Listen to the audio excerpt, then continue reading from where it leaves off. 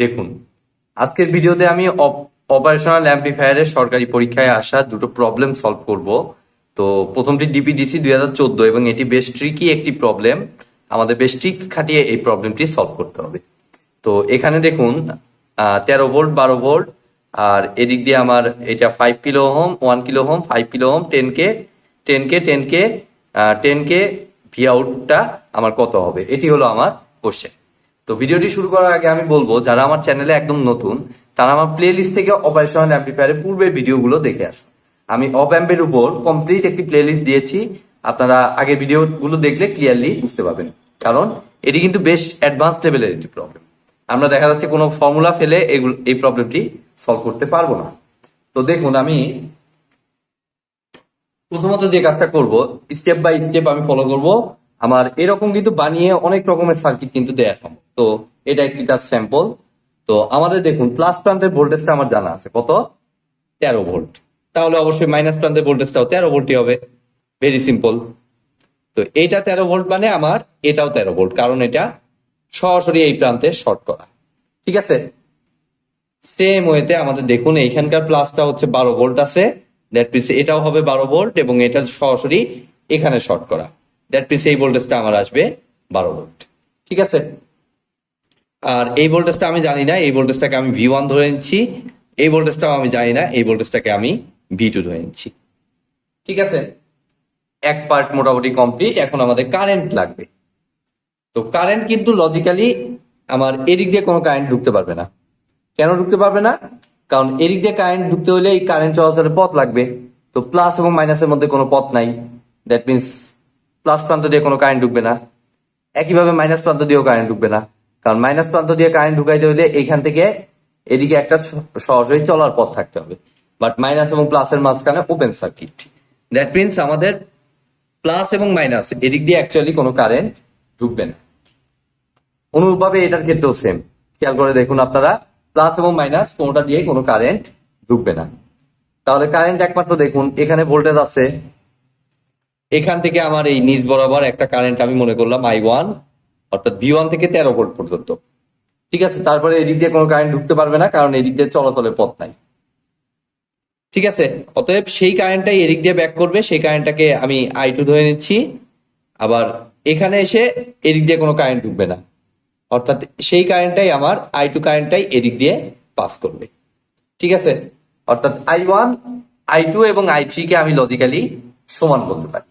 ঠিক আছে, তো I1 ইকুয়াল টু ফার্স্টে I2 ধরে আমি দেখি V1 পাই কিনা। তো আমি এই সাইডে দেখুন, আমি লিখতেছি I1 ইকুয়াল টু I2। তো এটা যদি আমি ধরি, তাহলে আমার I1 এর ভ্যালু হচ্ছে V1 মাইনাস 13।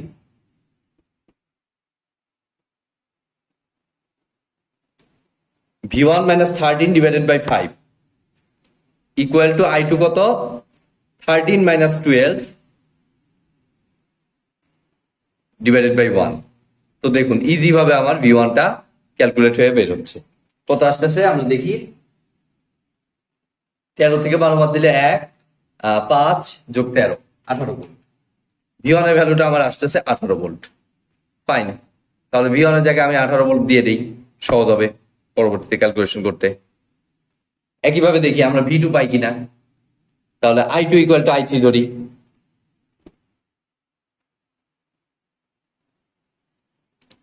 তাহলে I2 এর ভ্যালু হচ্ছে 13 minus 12 divided by 1 equal to I3 এর ভ্যালু কত, 12 মাইনাস V2 ডিভাইডেড বাই 5।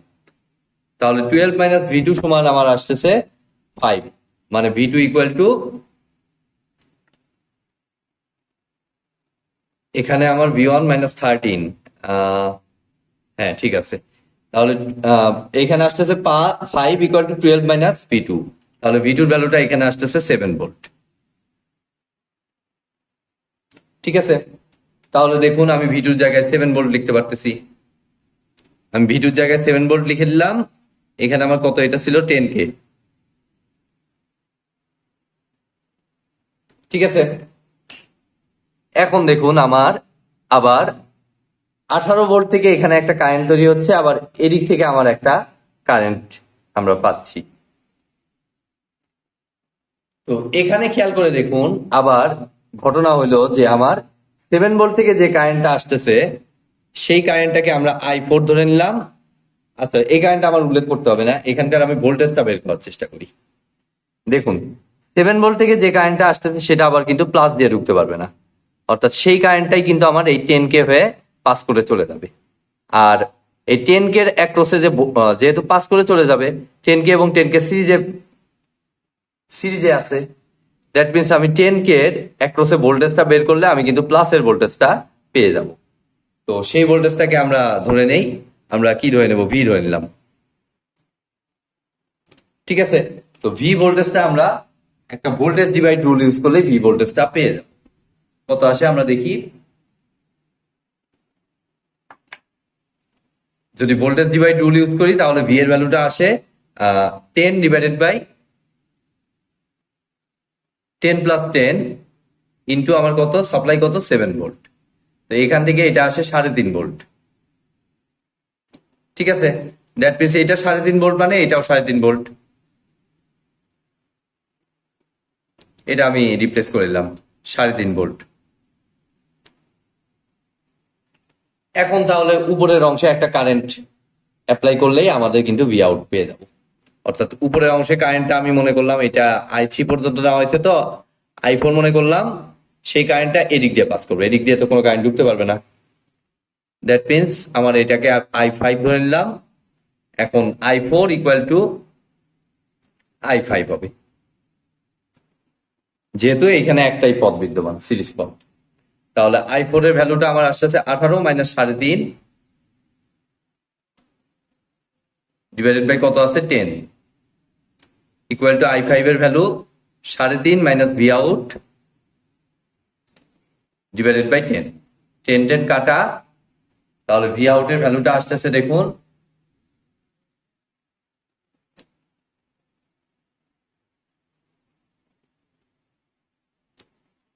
18 থেকে 3.5 বাদ দিলে কত হয়, 14.5।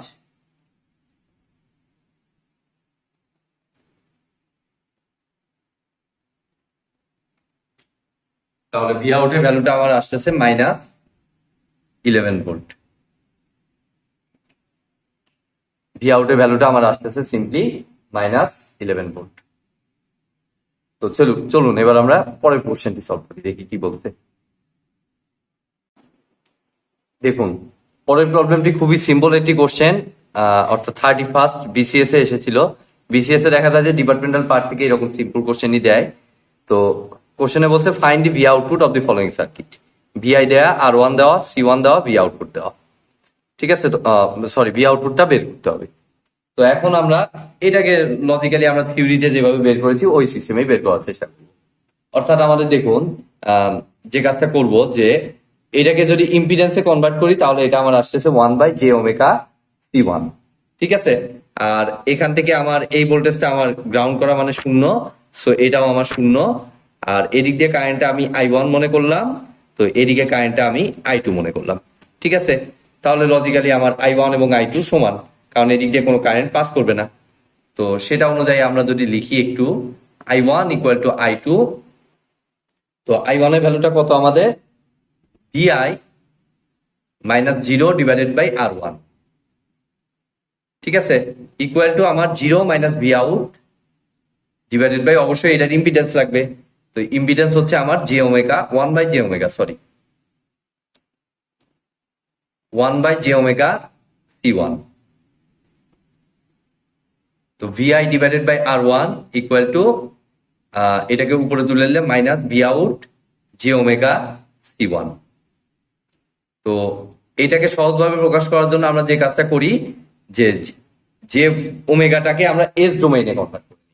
তো এস ডোমেইন বলতে অ্যাকচুয়ালি ভি আউট, এই সাইডে লিখতেছি, এই সাইডে একটু ঝাপসা লাগতেছে,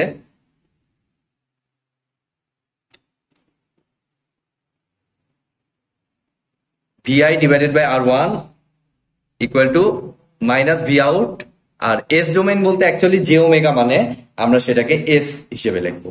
ঠিক আছে, যে ওমেগাকে এস এ কনভার্ট করে দিলাম, এস সি ওয়ান।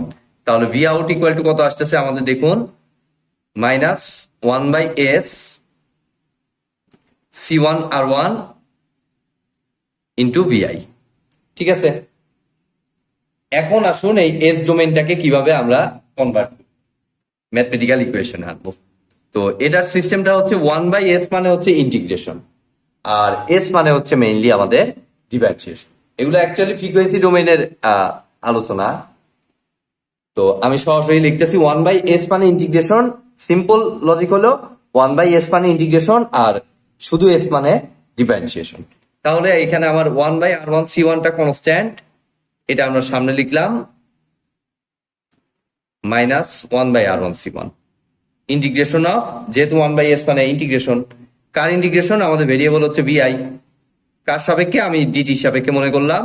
তাহলে সময়টা আমার দিতে হবে 0 থেকে টি, অথবা চাইলে আপনি এটাকে ডি টাউ হিসেবেও লিখতে পারেন, আর সময়টা আমি দিব অবশ্যই টি। তো অ্যাকচুয়ালি এটাই হচ্ছে আমার ভি আউটপুট, অর্থাৎ এটা মেইনলি একটা ইন্টিগ্রেটর সার্কিটের ইন্টিগ্রেটর সার্কিট। ঠিক আছে, তো আজকের মতো ভিডিওটি এ পর্যন্তই। ভিডিওটি যদি ভালো লেগে থাকে অবশ্যই ভিডিওতে একটি লাইক দিবেন, বন্ধুদের সাথে বেশি বেশি শেয়ার করবেন, আর চ্যানেলে নতুন হয়ে থাকলে অবশ্যই চ্যানেলটি সাবস্ক্রাইব করবেন। ধন্যবাদ।